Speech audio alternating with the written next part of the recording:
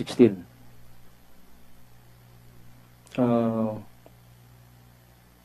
Kasama na yung mga legal operations ng police. And then I was Hindi po, embedded. wag po yung legal na operations ng police. Yung kayo lang po, dito sa DDS siguro.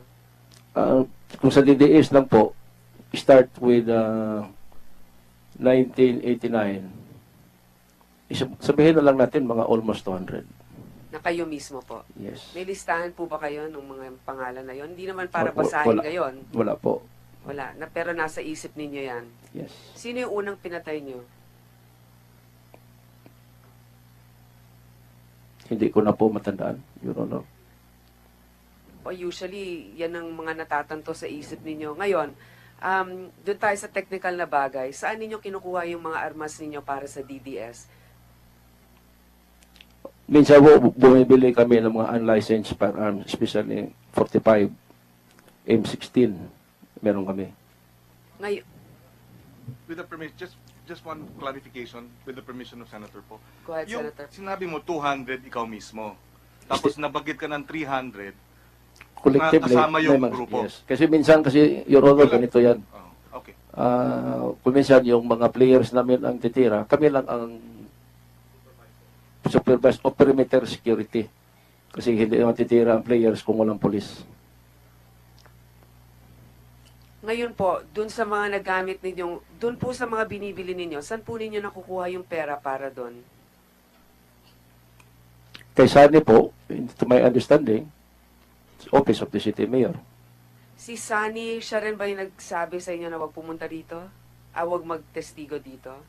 Yes, through Superintendent Antonio Rivera. So si Sunny nagsabi kay Antonio Rivera. Maybe, Mr. Chair, for the committee, maybe we should decide what we're going to be doing. If we are going to Yes, yes. call them to testify here also, or we will be imposing sanctions on them. Yes, Um, Senator Grace. Sa susunod, so galing nga doon sa tingin mo, pero hindi mo alam na direktang galing sa city mayor ito. Merong mga incidents na direkta binibigay ni Mayor sa amin. At nakita mo yon na direktang ibinigay sa inyo yung salapi para dito. Yes, Your Honor. Mismong ikaw ay nandun, nakita mo na mismong inabot sa inyo ng mayor yung pera na ito. Yes. Senator Grace, with your permission, na ano lang ako, no, dahil hindi mo matandaan kung sino yung unang-una mo napatay, pero naalala mo, kailan yung Bersabal? 1997? 1993? 97 yata, Mr. Chairman. 97? Medyo matagal na rin, ano? Pero yung kay Bersabal, naalala mo yung Pansit, eh. Kasi Pero yung una mong pinatay, hindi mo matandaan man lang kung anong pangalan. akong, yung first ko po na... Anyway, ano lang, observation, kasi alam mo, investigador ako eh. Pasensya ka na kung medyo Yes, Mr. Chairman. mausyoso ako dahil di ba tayo mga investigador, medyo pag gusto nating i-test yung credibility Yes. ng isang testigo, hindi lamang para husgahan siya, kundi para rin magkaroon ng parehas na pag-iisip to sa mga inaakusahan. Di ba? Pagka sa debriefing, medyo may mga sablay, nawawalan ako ng gana na i-pursue yung operation kasi parang mali ata itong informante na ito. Ganun lang yung aking pag-iisip kasi sabi mo nga eh, Mr. yung Chair, mga importanteng bagay, hindi, sandali lang. Hindi mo maalala, pero yung pansit, naalala mo na, pati yung kinain nyo noong 1997, naalala mo pa eh. Anyway, Senator Grace, please continue. May punto rin na ating chair. may, kasi- may naalala pa ako, Mr. Chair, yung bago akong pulis, nakapatay ako ng tao pero hindi intentional, reckless imprudence kasi may hinabol ako na snatcher. And then nung binaril ko yung snatcher, tinamaan yung bystander. And then dito nagkakaso ako, reckless imprudence. In fact, ang tumulong sa akin dito is si Fiscal pa si Mayor. Siya ang, hindi ako nagkamali, siya ang nag-prepare ng affidavit of desistance. Thank you, Senator Grace. May punto rin ang ating chair kasi usually yung unang pagkakataon, yung first time, hindi mo makakalimutan yon. Sa susunod na tanong ko po, kasi lahat ito kwento ninyo. Bagamat mas mabuti naman na ilalahad nyo ito, kailangan merong ding tetestigo na kasama ninyo. Meron ba kayong mga kasamang pumatay dun sa mga sinasabi ninyo na maaaring humarap dito o merong affidavit na isiniwalat din? Mga kasamahan ko po, Your Honor. Mga kasamahan mo na maaaring magbigay ng backup evidence pa ng kasama ninyo?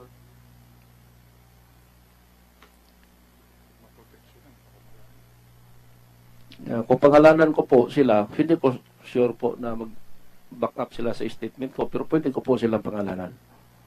Bigyan mo kami ng ilang pangalan na sa tingin mo ay magiging corroborating witness ninyo. Una-una po is si SPO4 de Cloribel. Ang pinupunto ni Senator Grace again, no? Ang pinupunto ni Senator Grace, yung sinabi ko kanina sa opening statement ko, di ba? Res inter alios acta. Hindi pwedeng tumayo ang self-confession, yung extrajudicial confession, kung nag-iisa. Kaya naghahanap siya ng independent evidence na pwedeng sumuporta, sumusog do sa iyong affidavit. Kasi extrajudicial confession ang ginagawa mo. So, naghahanap. Actually, tinutulungan ka ni Senator Grace eh. Okay, please proceed. Isa po doon, Mr. Chairman, is si Edgar Matubato. Maliban pa kay Matobato, kasi siya rin kailangan din niya eh. So tumatayo ka na tinulungan mo din siya sa kanyang salaysay, sa'yo naman sinong pwedeng tumulong? Ito, mga kasama ko, sila si SPO3 Teodoro Pagidopon. Lahat po ng mga pangalan na yan, syempre, hihingi na lang namin yung listahan sa inyong mga abogado para naman mas mapalakas yung aligasyon ninyo o yung sinasabi ninyo. Sa ngayon, wala pang nagpapakita para patunayan yung sinasabi ninyo. Nais ko lamang ilahad yun para sa record.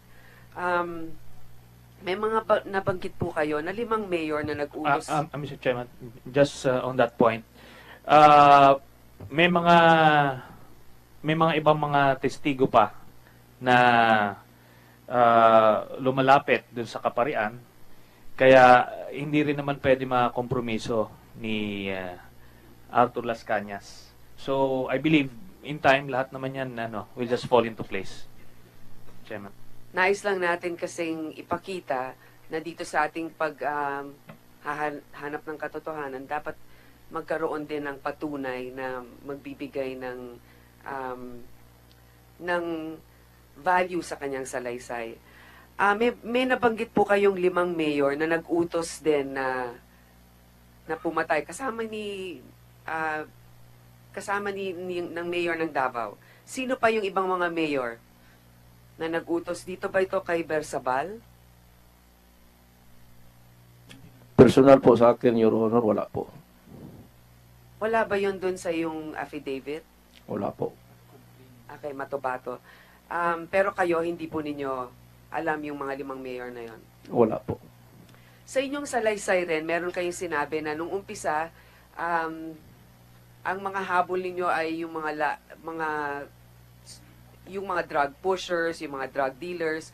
Pero nung bandang huli ay meron na rin mga political. Sa inyong salaysay ba, sinabi ninyo yon? Yes po, isa po doon, si kay Palakis. Sino yung mga political na mga kalaban na pinahanap sa inyo at pinapatay? Sino-sino itong mga ito?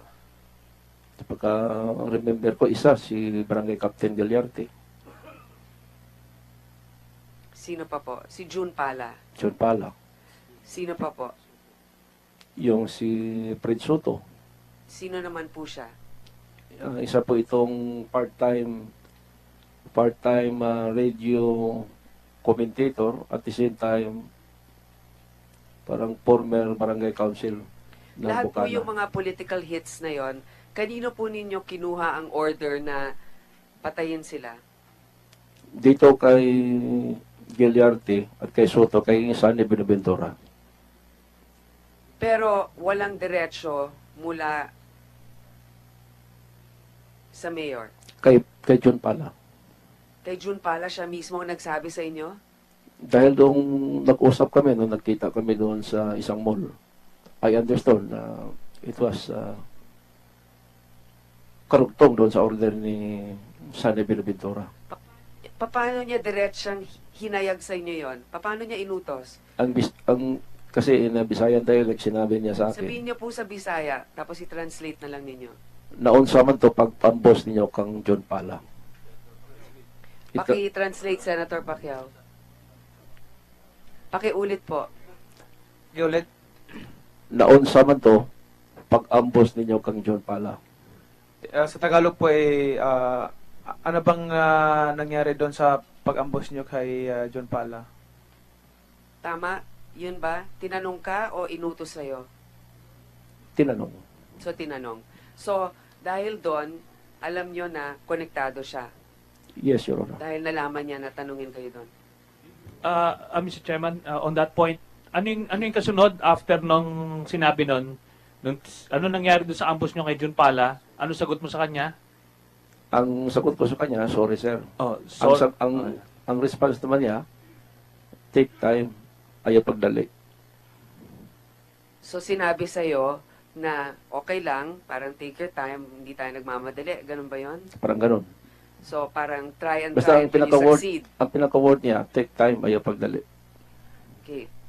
Ngayon, meron kasing isang kaso, no, Laud versus People of the Philippines. Yung Supreme Court upheld the issuance of a search warrant to search other parts of the Laud Quarry. Specifically, 3 caves inside the Laud compound where the remains of the alleged victims of the DDS may be found. Ito ba ay na-search na? Kung sasamahan kayo sa quarry, matuturo ba ninyo kung saan nyo mismo inilibing yung mga naging biktima ninyo? Yung particular ko po maturo, yung patahasa pa nila.